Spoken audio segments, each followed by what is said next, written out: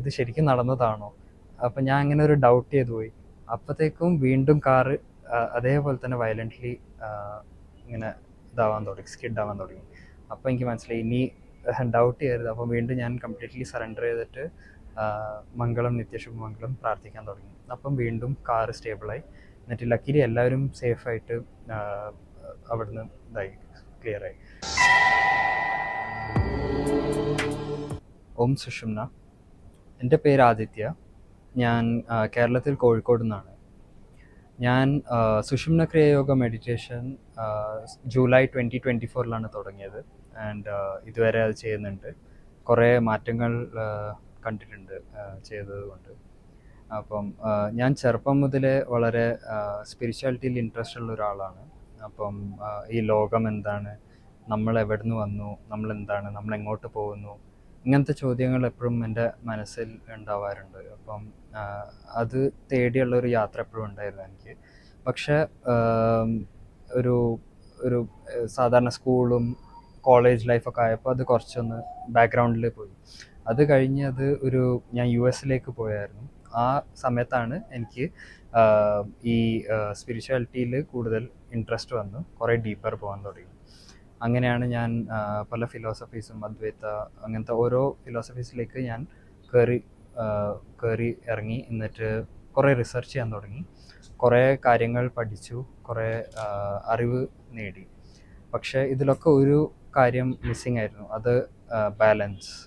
അപ്പോൾ ഞാൻ മനസ്സിലാക്കിയെന്ന് വെച്ചാൽ മെഡിറ്റേഷനിലൂടെ നമ്മൾ മൊത്തം എല്ലാ കാര്യങ്ങളും നമുക്ക് ബാലൻസിൽ കൊണ്ടുവരാൻ പറ്റും.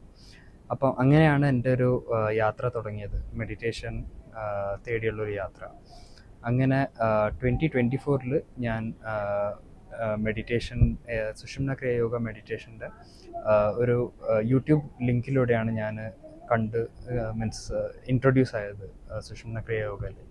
ഞാൻ അപ്പം അന്നേരം തന്നെ ഞാൻ ട്രൈ ചെയ്യാൻ തുടങ്ങി Sushumna Kriya Yoga meditation. But for some reason എനിക്കത് 49 ദിവസം വരെ കംപ്ലീറ്റ് ചെയ്യാൻ പറ്റിയിട്ടില്ല. എന്തെങ്കിലുമൊക്കെ കാരണം കൊണ്ട് തടസ്സങ്ങൾ വരുമായിരുന്നു.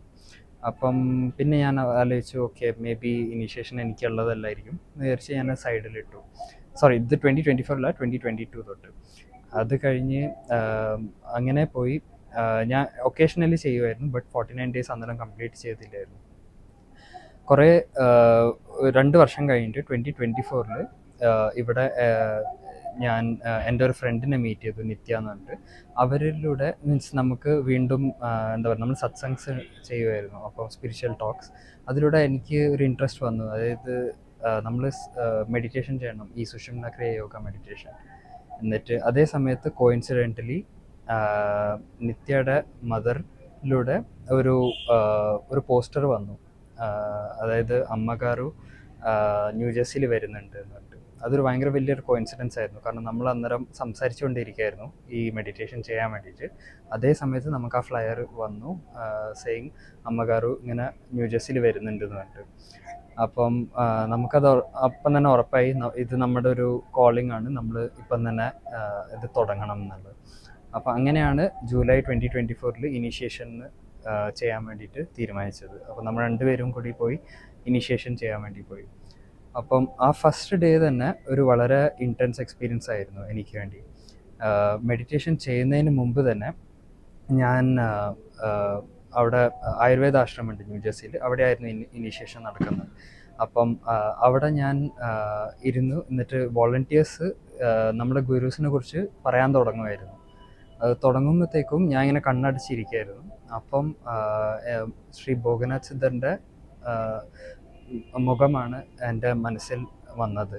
അത് വന്നപ്പോഴത്തേക്കും ഒരു ഭയങ്കരമായൊരു ഒരു ഭയങ്കര സൂത്തിങ് ആയ ഒരു ഹഗ്ഗിലൂടെ എനിക്ക് ഫീൽ ചെയ്തു.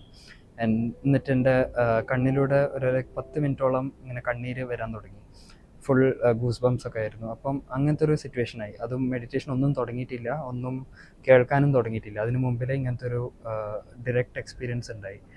അതൊരു ഭയങ്കര ഒരു ഇതായിരുന്നു. അപ്പം അന്നേരം ഞാൻ ഇൻട്രോസ്പെക്ഷൻ ചെയ്യുമ്പോഴാണ് ഞാൻ റിയലൈസ് ചെയ്തത്, അതായത് ഞാൻ എന്നുള്ളൊരു ഭാവത്തിനെ ഞാൻ അന്നേരം മറന്നുപോയായിരുന്നു. അപ്പം ഞാൻ വളരെ സറണ്ടർ ചെയ്തായിരുന്നു. അതുകൊണ്ടാണ് ഗുരുസ് കൂടുതൽ നമ്മളിലൂടെ പ്രവർത്തിക്കാൻ പറ്റിയത്. അപ്പം നമ്മൾ നമ്മളെ സൈഡ് വെച്ചിട്ട് നമ്മൾ എന്താണോ ചെയ്യേണ്ട കാര്യങ്ങൾ ചെയ്തു കഴിഞ്ഞാൽ ഗുരുസ് നമ്മളിലൂടെ പ്രവർത്തിക്കും. അതന്ന് മനസ്സിലായി. അപ്പോൾ ഇതൊരു എക്സ്പീരിയൻസ് ആയിരുന്നു. അടുത്ത എക്സ്പീരിയൻസ് എൻ്റെ 49 ഡേ മെഡിറ്റേഷൻ 49th ഡേ അന്ന് ഉണ്ടായ ഒരു എക്സ്പീരിയൻസാണ്. അപ്പം ആ ദിവസം മെഡിറ്റേറ്റ് ചെയ്യുമ്പോൾ ഞാൻ കണ്ടത് ശിവജീനെയാണ്. ശിവജി ഒരു കൈലാസ പർവ്വതം പോലെ ഇങ്ങനെ ഇരിക്കുന്നു. എന്നിട്ട് അവരുടെ അടുത്ത് പാർവതിമാ ഉണ്ടായിരുന്നു. എന്നിട്ട് പാർവതിമാരുടെ കയ്യിൽ ഒരു ചെറിയ കുഞ്ഞ് പെൺകുട്ടി ഉണ്ടായിരുന്നു. എന്നിട്ട് ഇവരെ രണ്ടാളെയും ഫേസ് ചെയ്തിട്ട് ഒരു രാജാവ് ഇങ്ങനെ കൈകൂപ്പി ഇങ്ങനെ പ്രാർത്ഥിക്കുന്നതാണ് ഞാൻ കണ്ടത് വിഷനിൽ. അപ്പം അന്നേരം എനിക്ക് അറിഞ്ഞില്ല ഈ പെൺകുട്ടി ആരാണെന്ന്. അപ്പം ഞാൻ അറിഞ്ഞില്ല ഇങ്ങനെ ശിവജിയും പാർവതിമാക്കും ഒരു പെൺകുട്ടി ഉണ്ട് എന്നുള്ളത്. അങ്ങനെ ഞാൻ കുറച്ച് റിസർച്ച് ചെയ്തപ്പോഴാണ് കണ്ടത്, അതായത് ബാലത്രിപുര സുന്ദരി ഉണ്ടെന്ന്. അപ്പം ഇത് ചിലപ്പം എന്തെങ്കിലും ഒരു കൈൻഡ് ഓഫ് മെസ്സേജ് ആയിരിക്കും എനിക്ക് ഈ മെഡിറ്റേഷനിലൂടെ. അപ്പം പലപ്പോഴും ഇങ്ങനത്തെ എക്സ്പീരിയൻസസിൽ ഒരു പെർട്ടിക്കുലർ എക്സാമ്പിൾ രീതിയിലായിരിക്കും ഇങ്ങനെ ഓരോ വിഷൻസ് വരുന്നത്. നമുക്ക് ഡയറക്റ്റായിട്ട് പറയണം എന്നില്ല, ബട്ട് നമുക്കത് ഓവർ ടൈം നമ്മൾ ലൈഫിൽ സഞ്ചരിക്കുമ്പോൾ നമുക്ക് മനസ്സിലാവും കുറച്ച് കഴിഞ്ഞാൽ. ഇനി അടുത്ത എക്സ്പീരിയൻസ് എന്നുള്ളത് അമ്മകാരു ന്യൂജേഴ്സിയിൽ വന്നായിരുന്നു. അപ്പം അന്നേരം എനിക്ക് മീറ്റ് ചെയ്യാനുള്ള ചാൻസ് കിട്ടി. അപ്പം നമ്മൾ ഗ്രൂപ്പ് മെഡിറ്റേഷൻ ചെയ്യുമായിരുന്നു. അത് ചെയ്യുമ്പോൾ ഞാൻ ഹാളിലിരിക്കുമായിരുന്നു. അപ്പം എല്ലാവരും മെഡിറ്റേറ്റ് ചെയ്യുന്നു. അത് ചെയ്തുകൊണ്ടിരിക്കുമ്പോൾ ജസ്റ്റ് ഒരു ഫ്ലാഷ് പോലെ ഒരു വിഷൻ കണ്ടതാണ്. അതായത് ശ്രീ ഭോഗനാഥ് സിദ്ധർ ഇങ്ങനെ നടന്നു വരുന്നു അയലിലൂടെ, മീൻസ് ആൾക്കാരുടെ സ്റ്റോൾ ഇതിൽ ഇരിക്കുന്ന അതിലൂടെ. എന്നിട്ട് ഓരോ ആൾക്കാരെയും ഇങ്ങനെ നോക്കുന്നു. ഒരു ഫ്ലാഷ് ഓഫ് എ സെക്കൻഡിൽ അത് കണ്ടതാണ്. അപ്പം എന്നിട്ട് അടുത്ത സെക്കൻഡ് അതില്ല. അപ്പം എനിക്ക് മനസ്സിലായി ഒരു ക്ലിയർ ഇൻഡിക്കേഷനാണ്. അതായത് ഗുരുസ് നമുക്ക് വേണ്ടിയിട്ട് പലതും ചെയ്യുന്നുണ്ട് നമ്മളറിയാതെ. നമ്മളത് കാണുന്നില്ല, അറിയുന്നില്ല. പക്ഷെ എപ്പോഴും അവർ നമ്മുടെ ബാക്ക്ഗ്രൗണ്ടിൽ നമ്മളെ ഡയറക്റ്റ് ചെയ്യുന്നുണ്ട്, നമ്മളെ ഗൈഡ് ചെയ്യുന്നുണ്ട്. ഇനി അടുത്ത ഒരു എക്സ്പീരിയൻസ് എനിക്കുണ്ടായത്, അത് കഴിഞ്ഞ് കുറച്ച് മാസങ്ങൾക്ക് ശേഷം എനിക്കൊരു റിക്കറിങ് ഡ്രീം ഉണ്ടാവുമായിരുന്നു. ഇങ്ങനെ ആക്സിഡൻറ്റ് നടക്കുന്നതിൻ്റെ ഒരു റിക്കറിങ് ഡ്രീം. അതും ഒരു പെർട്ടിക്കുലർ ടൈം ആയപ്പം എൻ്റെ ഫ്രണ്ട്സ് എന്നോട് പറഞ്ഞു നമുക്കൊരു ട്രിപ്പ് പോകാമെന്ന്. അപ്പം എന്തോ എനിക്ക് തോന്നി ഈ ഒരു ട്രിപ്പിൽ എന്തോ സംഭവിക്കും. പക്ഷെ എന്തായാലും പോയേക്കാം, കാരണം വരാനുള്ളത് വഴിയിൽ തങ്ങില്ല എന്നുള്ളത് കൊണ്ട് ഞാൻ തീരുമാനിച്ചു ശരി പോവാം.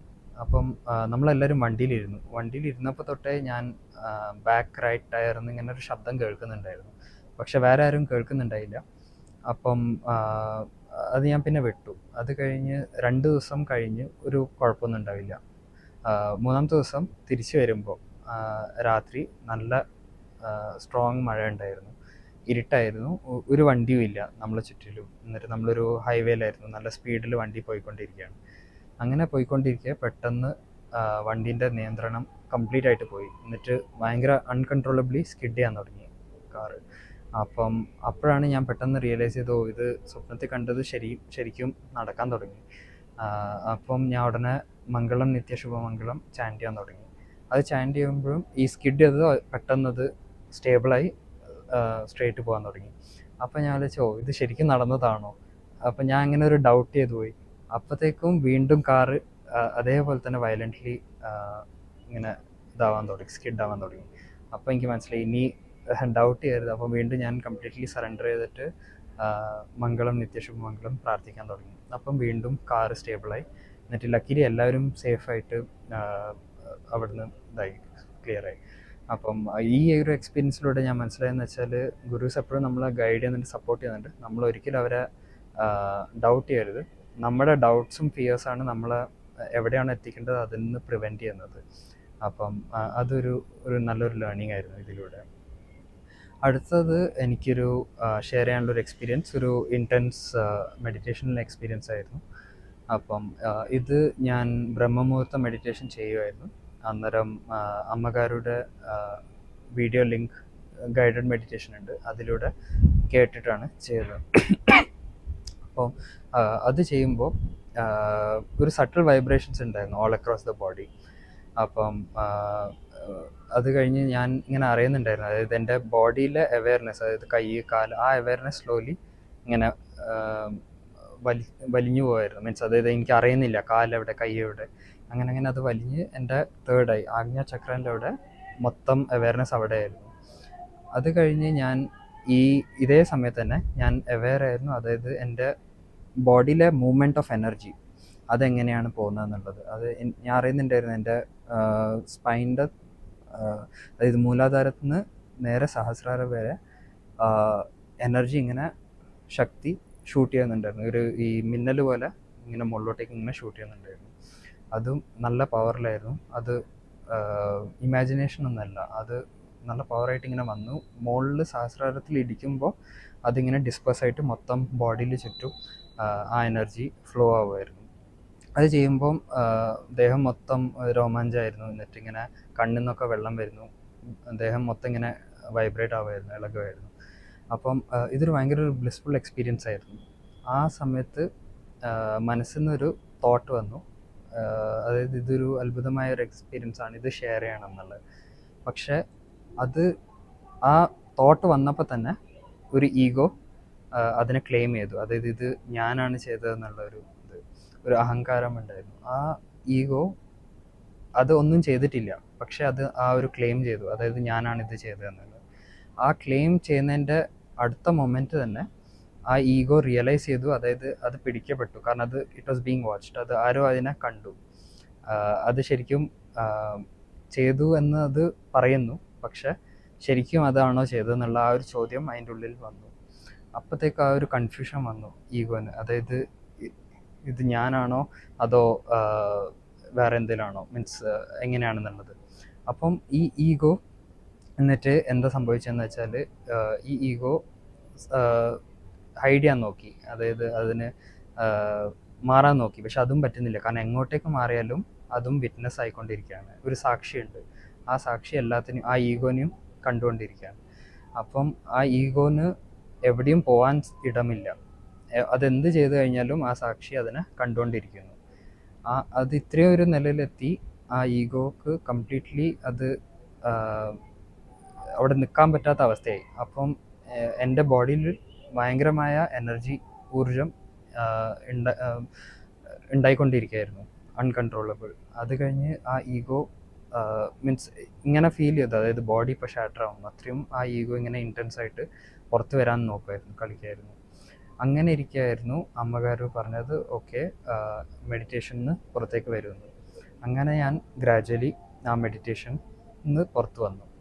അത് കഴിഞ്ഞിട്ടാണ് എനിക്ക് ഒരു റിയലൈസേഷൻ ഉണ്ടായത്, അതായത് ഈ ഈഗോ ഇത് ശരിക്കും എപ്പോഴും നമ്മളെ കൂടെ ഉണ്ട്, പക്ഷെ അത് പെർമനൻ്റ് അല്ല. നമ്മളതിനെ ഒബ്സർവ് ചെയ്ത് കഴിഞ്ഞാൽ അതിൻ്റെ ശക്തി അവിടെ പോകും, കാരണം അത് സത്യമല്ല. അതേപോലെ നമ്മൾ ശരിക്കും ഈഗോ അല്ല, നമ്മൾ ആ സാക്ഷിയാണ്. ആ സാക്ഷി അത് എപ്പോഴും ഓണാണ്, അതൊരിക്കലും നമുക്ക് ഉണ്ടാക്കാൻ പറ്റില്ല, അത് എപ്പോഴും ഉള്ളൊരു സാക്ഷിയാണ്. ഇതാണ് എൻ്റെ എക്സ്പീരിയൻസസ്. അപ്പം എനിക്കിനി നന്ദി പറയണം എൻ്റെ പരമഗുരുസിനോട്, ശ്രീ ഭോഗനാഥ് സിദ്ധർ, ശ്രീ മഹാവതാർ ബാബാജി, ശ്രീ ആത്മാനന്ദമയ അമ്മകാരു. അവർ എല്ലാ സ്റ്റെപ്പിലും എന്നെ നേർവഴി കാണിച്ചു തന്നു. തെറ്റുകൾ ചെയ്താലും അവർ സട്ടിൽ രീതിയിൽ അവർ തിരിച്ച് നേർവഴിയിലേക്ക് വരാനുള്ള വഴി കാണിച്ചു തരുന്നുണ്ട്. അപ്പോൾ അതിന് അവരോട് എൻ്റെ ഹൃദയം കൊണ്ട് നന്ദി ഞാൻ അർപ്പിക്കുന്നു. അതേപോലെ എല്ലാ വ്യൂവേഴ്സിനോടും ശാന്തിപൂർവ്വം കേട്ടതിന് സന്തോഷം. മംഗളം, നിത്യശുഭമംഗളം.